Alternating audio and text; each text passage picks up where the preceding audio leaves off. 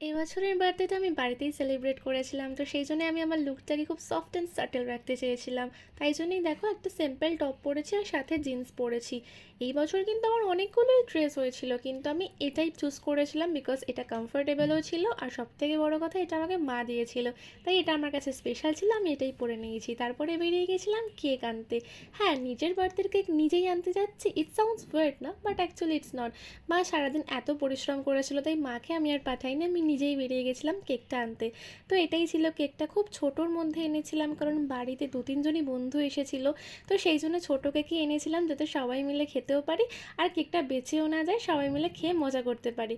তো তারপরে খাওয়া দাওয়া করে সবাই বাড়ি চলে গেল, খুব মজা হয়েছিল সেদিনটা, খুব ভালোভাবে কাটাচ্ছিলাম। তারপরে আমি ফ্রেশ হয়ে বসে গেলাম গিফট খুলতে। গিফটে কী কী পেয়েছি সেটা তোমাদের সাথে পরের ব্লগে শেয়ার করব।